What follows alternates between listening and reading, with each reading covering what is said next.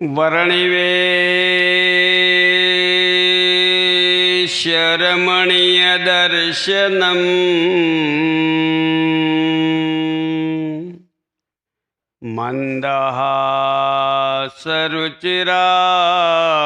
मन्दहासरुचिरानिनाम्बुजम्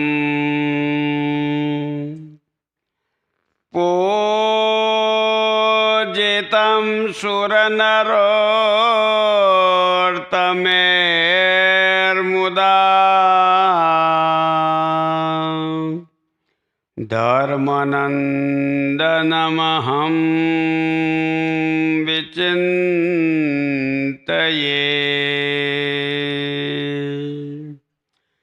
धर्मनन्दनमहं विचिन्तये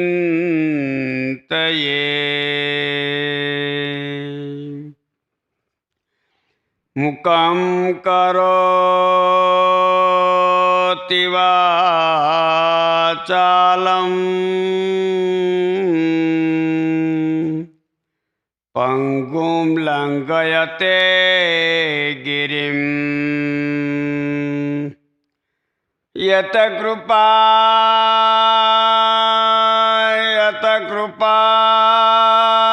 तमहं वन्दे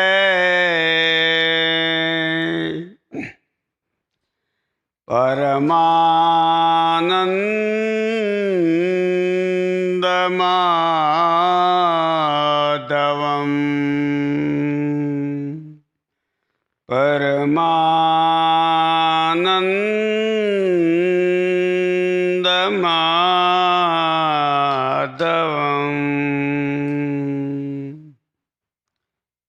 સહજાનંદ સ્વામી મહારાજની જય, લક્ષ્મીનારાયણ દેવની જય, હરિકૃષ્ણ મહારાજની જય, કષ્ટભંજન દેવની જય.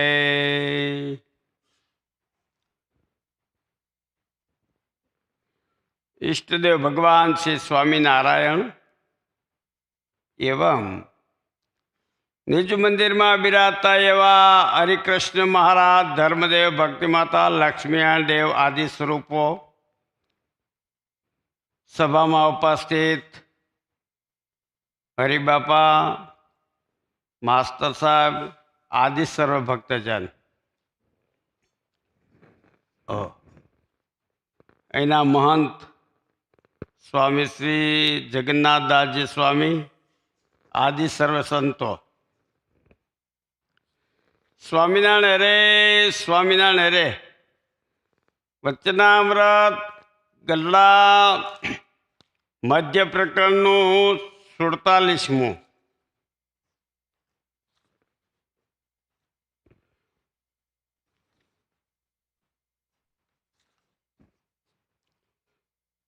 પાતાળ સુધી પૃથ્વીને ફાટ્યાનું.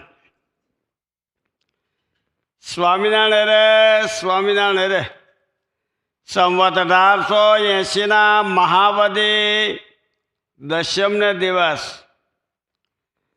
સ્વામી શ્રી સહજાનજી મહારાજ શ્રી ગઢડા મધ્ય દાદા ખાચરના દરબારમાં ઉગમણે દ્વાર ઓરડાની ઓસરીએ બિરાજમાન હતા અને સર્વે શ્વેત વસ્ત્ર ધારણ કર્યા હતા અને પીળા છીટની રજાઈ ઓઢી હતી અને પોતાના મુખારવિંદની આગળ મુનિમંડળ તથા દેશ દેશના હરિભક્તની સભા ભરાઈને બેઠી હતી.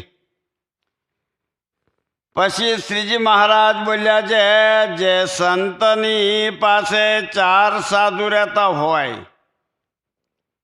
તેને જો મન દઈને માણસાએ રાખતા આવડ્યું હોય તો તેની પાસે સાધુ રાજીપે રહે, અને જેને સાધુને રાખતા આવડે નહીં તેની પાસે સાધુ રહે પણ નહીં. અને જે સાધુને મોક્ષનો ખપ હોય તેને તો જેમ દુખવીએ ને વિષયનું ખંડન કરીએ તેમ અતિ રાજી થાય. જેમ આ મુક્તાનંદ સ્વામીને ક્ષય રોગ થયો છે તે દેહી દહીં દૂધ ગળ્યું ચીકણું કાંઈ ખાવા દેતા નથી. તેમ જે સમજુ હોય તેને એમ જણાય છે આ રોગે સારું સારું ખાવા પીવાનું સર્વે ખંડન કરી નાખ્યું છે. માટે આ તો ક્ષય રોગ રૂપે જાણીએ કોઈક મોટા સંતનો સમાગમ થયો હોય ને શું એમ ભાસે છે. શા માટે જે વિશ્વ શિષ્યને ઉદારે એ બેને વિશે જે જીવને આસક્તિ છે એ જ અસત્પુરુષપણું છે. તે ક્ષય રોગ એ બે પ્રકારની ખોટને કાઢે એવો છે. તેમ એ રોગની પેટે જે પુરુષ સત્પુરુષ હોય તે વિષયનું ખંડન કરતા હોય ત્યારે મુમુક્ષ હોય તેને તેમાં દુખાઈ જવું નહીં. અને જે ખાધા પીધાની લાલચે કે લુગડાની લાલચે અથવા પોતાને મનગમતા પદાર્થની લાલચે કોઈ મોટેરા સંત ભેગો રહેતો હોય તેને તો સાધુ જ ન જાણવો, તેને તો લબાડ જાણવો અને કૂતરા જેવો જાણવો અને એવો મલિન આશયવાળો હોય તે અંતે જતા વિમુખ થાય છે. અને વળી સંતને કોઈ સારું પદાર્થ આપે તેમાં જે ઈર્ષ્યા કરે તથા જે પંચ વિષયનો લાલચી હોય એ બે તો પંચ મહાપાપથી પણ અતિ ભૂંડા છે. માટે જે સમજુ હોય તેને સંતના સમાગમમાં રહીને આવો મલિન આશય અંતરમાં રાખ્યો ન જોઈએ. કેમ જે આ સભા તો જેવી બદ્રિકાશ્રમમાં તથા શ્વેતદ્વીપમાં હોય તેવી છે. તેમાં બેસીને જ્યારે મલિન વાસના ન ટળે ત્યારે બીજું ટાળ્યાનું ઠેકાણું ક્યાં મળશે? અને પંચ વિષય છે તે તો પૂર્વે દેવ મનુષ્યાદિકને વિશે અનંત દેહ કરીને આપણે જીવે ભોગવ્યા છે. તો પણ હજી લગન એ વિષયની તૃપ્તિ થઈ નથી. તો હવે ભગવાનના ભક્ત થઈને વર્ષ કે 2 વર્ષ કે 5 વર્ષ વિષય ભોગવીને પૂર્ણ થવાશે નહીં. જેમ પાતાળ સુધી પૃથ્વી ફાટી હોય તેને પાણીએ કરીને ભરવા માંડીએ તે ક્યારેય ભરાય નહીં.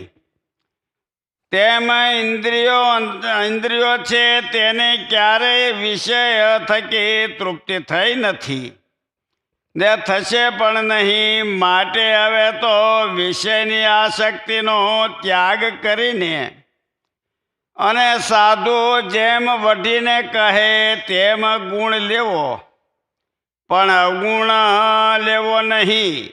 તે મુક્તાનંદ સ્વામીના કીર્તનમાં કહ્યું છે જે સૂળી ઉપર શયન કરાવે તોય સાધુને સંગે રહીએ.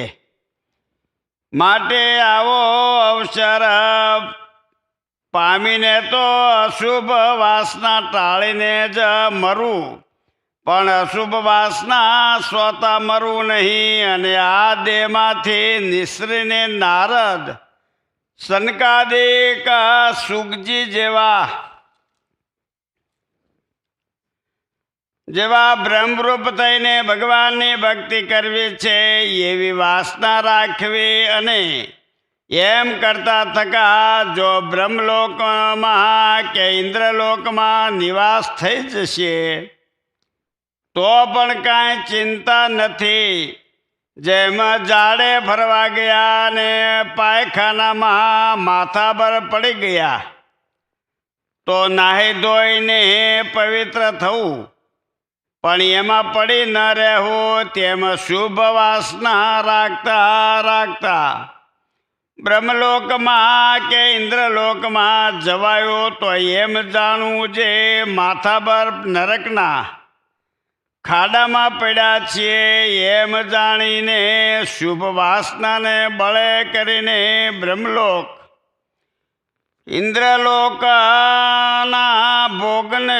ભોગનો ત્યાગ કરીને ભગવાનના ધામમાં પૂગવું, પણ વચમાં ક્યાંય ન રહેવું. એમ નિશ્ચય રાખવો અને વળી જેમ પોતાની સેવા ગૃહસ્થ કરે છે અથવા ત્યાગી સેવા કરે છે, તેમાં આપણે પણ હરિભક્તનું મહાત્મ્ય જાણવું જોઈએ. જેમ અમારી ચાકરી મૂળજી બ્રહ્મચારી મહાત્મ્ય જાણીને કરે છે, તેમ અમે પણ બ્રહ્મચારીનું મહાત્મ્ય જાણીએ છીએ. જેમ આપણી ગૃહસ્થ અન્ન વસ્ત્રે કરીને ચાકરી કરે છે, તેમ આપણે પણ એમનું મહાત્મ્ય સમજીને એમની કથા વાર્તા કરીને ચાકરી કરવી. એમ અરસ્પર મહાત્મ્ય સમજીને હરિભક્તની સોબત રાખવી. શું વાત આવી ભક્તો?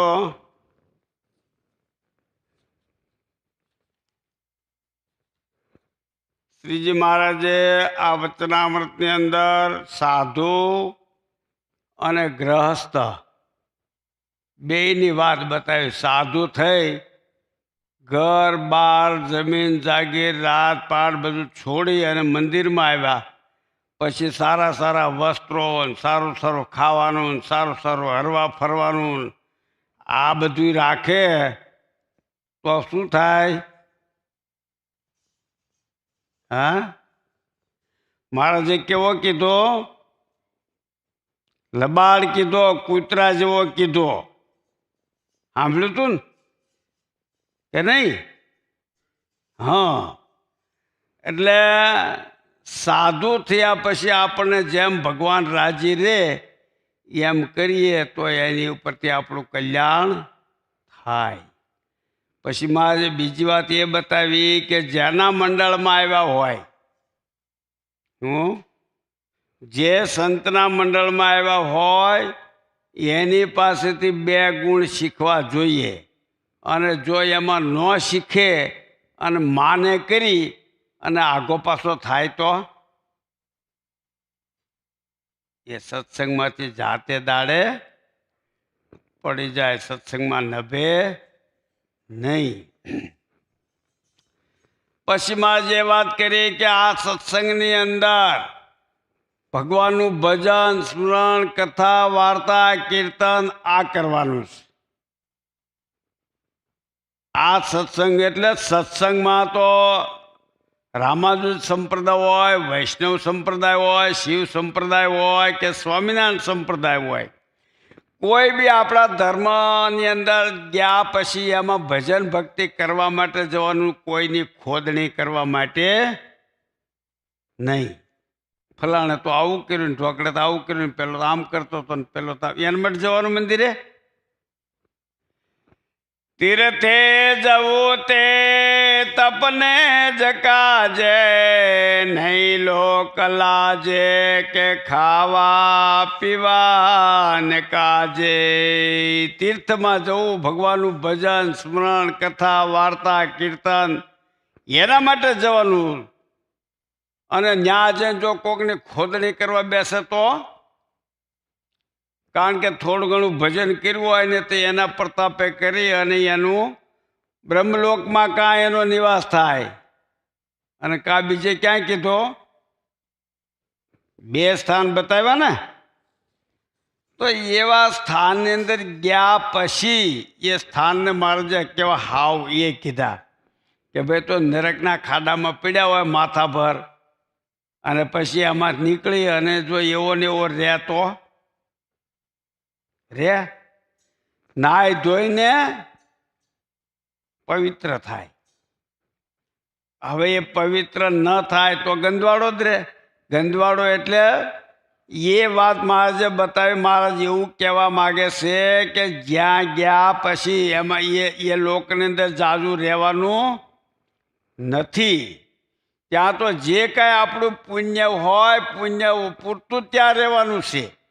એ પુણ્ય પૂરું થાય એટલે વળી પાછું મૃત્યુલોકમાં આવી અને ભગવાનનું ભજન સ્મરણ કથા વાર્તા કીર્તન કરી અને પાછો ભગવાનના ધામની પ્રાપ્તિ એને મેળવવાની છે. હવે જો ભગવાનની પ્રાપ્તિ મેળવવાનો કોઈ આશય ન હોય તો શું થાય? લક્ષ 84માં જાય, જમપુરીમાં જાય. કારણ કે એક આદત પડી ગઈ ને, સારું તો જોવાનું જ નહીં, નબળું જ જોવાનું છે. એટલે તીર્થની અંદર જવું તે તપ કરવાના એકાજે જવાનું, ભજન ભક્તિ કરવા જવાનું, સત્સંગ કરવા જવાનું છે. જે કરશે એ ભરશે. એમાં આપણે કંઈ એની ભાગીદારી બનવાની કોઈ જરૂર નથી. પણ જીવની એક આદત પડી ગઈ ને, એ આદત જતી નથી. મહારાજે એ પણ વાત નીચે બતાવી કે સાધુનો ધર્મ શું છે? તો હરિભક્તોનો ધર્મ એ છે કે સાધુની અન્વસ્ત્ર કરીને સેવા કરવી. સાધુનો ધર્મ શું છે? કે હરિભક્તને કથા વાર્તા સત્સંગ કરાવી અને એને રાજી કરવા. આ સાધુનો ધર્મ છે. એટલે સાધુએ સાધુના ધર્મમાં રહેવું, ગ્રસ્તએ ગ્રસ્તના ધર્મમાં રહેવું. અને સાધુ જો સાધુના ધર્મમાં રહે એટલે ગ્રસ્તને બીજું કોઈ જોવા પણ વાડોળો આવે નહીં. પણ જે અનાદિકાળના ટેવ પડી હોય ને એ ટેવ જાય નહીં. કારણ કે આ દેહ છે પંચભૌતિકનો, આ 5 પ્રકારનો દેહ બંધાયેલો છે. એની અંદર એક મન રહ્યું છે અને બીજો જીવ છે. જીવ છે એ પરમાત્માનો અંશ છે. મન છે એ આ સર્વ જગતને ઘડે છે. 24 કલાક ત્યાગી હોય યા ગ્રસ્ત હોય. અરે ત્યાગી ગ્રસ્તની વાત ક્યાં કરો તમે? પશુ પક્ષી હોય તો એમાં ઈર્ષ્યા હોય ને, એમાં પણ ઈર્ષ્યા હોય. એવું નથી કે માણસમાં જ ઈર્ષ્યા હોય. પણ ઈર્ષ્યાનું કારણ એક છે કે એને ધાર્યું, મનનું ધાર્યું કરાવવું હોય. હવે આપણું જ્યાં અપમાન થાય ત્યારે આપણે કેવો મોટો આંચકો આવે. હા, ઉભો રે, બધું પડતું મૂકીને હાલતો થાય. જ્યાં આપણે ભગવાન સ્વામિનારાયણે એવું કીધું કે અમને કેવો ભક્ત વાલો લાગે છે. નિર્માની ભક્ત હોય એની ઉપર અમને અતિશય પ્રેમ થાય છે, એની ઉપર અમારો રાજપો ઠલવાય છે. પણ માની માણસ સારે અમારે લેશ માત્ર પણ બનતું નથી. એટલે જીવનમાં જીવવું છે એ માન મૂકીને જીવીએ તો ભગવાન આપણી ઉપર અતિશય રાજી થાય. એવું નથી કે મંદિરમાં આવ્યા અને ત્યાં માન રાખી અને આપણે રહેવું. ક્યાંક આપણા સગા સંબંધીમાં, કુટુંબમાં, પરિવારમાં ક્યાંક પ્રસંગ હોય અને ગયા અને ત્યાં જો આપણું માન ગવાણું તો આપણે ત્યાં ઊભા રહીએ, ભાગી જઈએ ને. શું કરવા? અપમાન થયું તો અપમાન નિર્માનીપણાના ગુણ રાખે અને ભગવાનને રાજી કરવાના ઉપાય હોય અને ધાર્યું જીવનું કરે તો એને કોઈ દિવસ કોઈ વાંધો આવતો નથી. પણ મનનું ધાર્યું કરવા જાય તો એને ડગલે ને પગલે દુઃખ ઊભું થાય. એ દુઃખ ઊભું થયા વગર રહેવાય નહીં. મને આમ કીધું, મને ઓળખતો નથી, પણ તું કોણ છો? તને અમે ઓળખી શક્યા નથી, તું અમને બતાવ કે હું આ છું એમ. તો ખબર પડે કે ભાઈ હું આ ચીજ છું, હું મારામાં આવા દુર્ગુણ છે કે આવામાં મારા લક્ષણો છે, તો અમને ખબર પડે, નહીતર અમને ખબર પડે નહીં. એટલે ભગવાનને આશરે જવું તો ત્યાં નિર્માનીપણે રહી અને ભગવાનનું ભજન સ્મરણ કરીએ તો ભગવાન આપણી ઉપર અતિશય રાજી થાય. મહારાજે કીધું, કર પ્રભુ સંગાથે દ્રઢ પ્રીતડી રે, કર પ્રભુ સંગાથે દ્રઢ પ્રીતડી રે, હે મરી જાઉં મેલીને ધન માલયંત કાળે, સગો નહીં કોયનો રે, હે મરી જાઉં મેલીને ધન માલયંત કાળે, સગુર નહીં કોયનું રે. કર પ્રભુ સંગાથે દ્રઢ પ્રીતળી રે, એ સિવાય આપણો કોઈ ઉપાય નથી. એટલે ભગવાનનું ભજન હાલતા ચાલતા ખાતા પીતા ઉડતા નાતા ધોતા સર્વ ક્રિયાને વિશે ભગવાનનું જેટલું ભજન થશે એટલું આપણને અંતરમાં આનંદ વર્તશે. ભજન જેટલું ઓછું થશે એટલો ક્લેશ મનની અંદર ઊભો રહેશે નહીં. જેવી વસ્તુમાંથી ક્લેશ ઊભો થાય ને, કારણ કે એ તો બધાનો સ્વભાવ છે. ક્લેશ ઊભો કરવાનો, ક્લેશને ઠારવાનું તો આવડતું નથી. જ્યાં સુધી ક્લેશને ઠારતા આવડે નહીં ત્યાં સુધી દુઃખ ઊભું થયા વગર રહેતું નથી. એટલે ક્લેશને ઠારવાનું એક જ સાધન છે, હાલતા ચાલતા ખાતા પીતા ઉડતા બેસતા નાતા ધોતા સર્વ ક્રિયામાં ભગવાનનું અખંડ ભજન થવું જોઈએ. આ લાઇટ બળે ને, કેટલી બધી લાઇટ નાખીશ આપણે, એમ કંઈક ભાઈ આમાં કંઈક ઓછો પાવર બળે, પણ પાવર તો બળે ને, ભલે ઓછો બળે તો છે જ. એમ ભજન જેટલું કરશું ને એટલું આપણામાં દુર્ગુણો હશે એટલા ધીમે ધીમે કપાતા જશે અને આપણામાં નિર્માનીપણું આવશે. નિર્માનીપણું જ્યારે આવશે ત્યારે ભગવાનના ધામમાં જશું ને તોય આપણે શાંતિ વર્તશે. બાકી સ્વભાવની પ્રકૃતિ જો છોડશું નહીં તો ભગવાનના ધામમાં ગયા હશું ત્યાંય સરખું રહેવાશે નહીં અને ત્યાંથી પાછું આ લોકમાં પાછું આવવું પડશે. માટે આ લોકમાં હવે પાછો બીજો જન્મ લેવો નથી. મોટું આ જીવને દુઃખ કયું? ગર્ભવાસનું મોટું દુઃખ. અને સંસારીને સારામાં સારું સુખ કયું? કયો? આ સંસારીને સારામાં સારું સુખ કયું? તો કે જ્યાં માનપાન મળે, સારું ખાવાનું મળે, હારા બે કપડાં મળે અને મોજથી ફરતા હોય એને આનંદ. હા, કેવું મારું માનપાન દુનિયામાં જળવાય છે, હું કોણ છું એમાં એને આનંદ. કૂતરું હોય ને એ મરેલા ઢોરનું હાડકું ઢળી જાય એક બાજુ, પછી એને ખાધવા માટે ચાટ્યા કરે, ચાટતા એને પોતાને જ વાગે અને એ જે વાગેલું હોય ને એમાંથી લોહી નીકળે ને, લોહી ખાય ને ત્યારે એને એમ થાય કે હા આ હાડકાનું કેટલું સરસ મજાનું લોહી છે. પણ એને ખબર છે કે આ કોનું છે? એ લોહી તો પોતાનું જ છે. એટલે ભગવાનનું સુખ લેવું હોય તો ભગવાનનું ભજન સ્મરણ કથા વાર્તા કીર્તનમાં જે આનંદ છે એવો બીજે ક્યાંય આનંદ મળતો નથી. માટે ભજન કરજો તો ભગવાન તમને આ લોકમાં સુખ્યા કરશે અને પરલોકમાં પણ સુખ્યા કરે. સુખનું કારણ એક જ છે, ભગવાનનું ભજન. એ સિવાયનું કોઈ બીજું સુખ છે નહીં. શ્રીજી મહારાજને યારે 500 પરમહંસો આવ્યા, કેવા દુઃખ વેઠા લોકો મારે, ગાળું દે, કપડાં ફાડી નાખે, ખાવાનું ન દે, ખાધેલું કોઈ કે આપ્યું હોય તો એમાંય ધૂળ નાખે, આવી પોઝિશન કરે.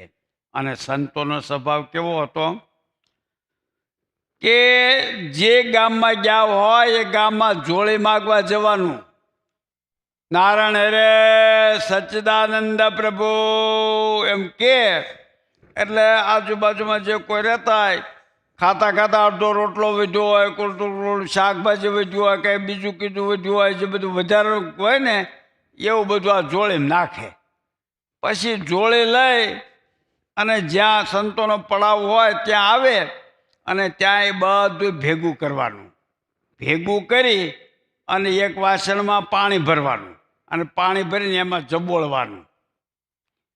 જબોળીને એમાં જે કાંઈ રસકસ હોય એ રસકસ બધાય કાઢી નાખવાના. અને પછી એના ગોળા જેટલા સાધુ, 50 સાધુ હોય, 20 સાધુ હોય, 10 હોય કે જે હોય એ પ્રમાણે એના ગોળા કરવાના અને ગોળા કરી અને જેટલા ભાગમાં આવે એટલું પેટ ભરીને ખાવાનું. પેટ ભરાય થઈ રહે પૂરું. મુક્તાનંદ સ્વામી જામનગર ડિસ્ટ્રિક્ટમાં ફરવા ગયેલા અને ત્યાં એક દ્રાપા ગામ મોટું. હવે ત્યાં આ પડાવ નાખ્યો અને પછી ત્યાં સંતોને જોળી માગવા મોકલ્યા ને બધું જોળીમાં આવ્યું. ત્યાં આટલા ગોળા લીંબુ, નાના લીંબુ જેટલા ગોળા આવ્યા હાથમાં. હવે એ ગોળો હાથમાં આવેલો એ એમાં પેટ કેમ ભરાય? તે નાના સંતોએ એમ થયું કે ગુરુ થોડી ભૂખ લાગી, આ સહન થતું નથી, આ દેહમાં તો દેહને ખાવા તો જોઈએ, પોષણ તો કરવું પડે. તો ગુરુ આ તળાવના કિનારે આપણો પડાવ છે ને તે કિનારા ઉપર પેલું તળાવમાં પાણી ભર્યું, જેમ જેમ પાણી સુકાતું જાય ને પછી એમાં ખારી પોપડી વળે. એ ગુરુ જો તમે આજ્ઞા કરતા હોવ તો એ પોપડી અમે થોડીક ચાંટીએ તો અમને થોડુંક આમ એમ લાગે કે નહીં આપણે ખાધું એમ. ત્યારે મુક્તાનંદ સ્વામીએ કીધું કે સંતો, જો તમને શ્રીજી મહારાજની આજ્ઞા હોય અને શ્રીજી મહારાજ એમાં રાજી થતા હોય તો ખાઓ, મને કાંઈ વાંધો નથી. ત્યારે કે મહારાજે તો કોઈ એવી આજ્ઞા કરી નથી. આવું દુઃખ વેઠી અને 500 પરમહંસોએ સત્સંગ કર્યો, ગામડે ગામડે ફર્યા.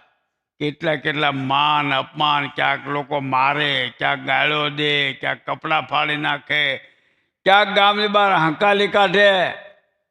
આવી પરિસ્થિતિ હોવા છતાં સત્સંગને છોડ્યો નહીં, ભગવાનને છોડ્યા નહીં.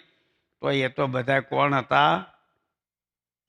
અક્ષરધામના મુક્ત હતા. જેમ વ્રજની અંદર ગોપીઓ હતી ને, ગોપીઓ બધી કોણ હતી? ઋષિમુનિઓ હતા. એટલે એને કેટલા ઘરની અંદર અપમાન થયા હોય છતાંય કોઈ દિવસ એને ઘણી વાર તો એવું બને કે એનો દેહ ત્યાં મૂકી અને જીવ એકલો પરમાત્મા પાસે, કૃષ્ણ ભગવાન પાસે જતો રહે, દેહ એમનો ઊભો રહે.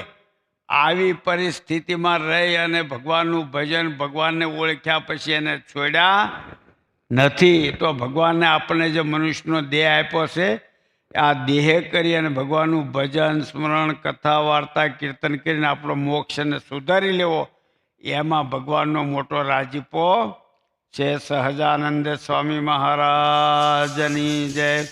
શ્રીપદમ શ્રીધરમ સર્વદેવીશ્વરમ ભક્તિધર્માત્મજમ વાસુદેવમ હરિ માધવમ કેશવમ કામદમ કારણમ શ્રી સ્વામિનારાયણમ નીલકંઠમ ભજે સહજાનંદ સ્વામી મહારાજની જય.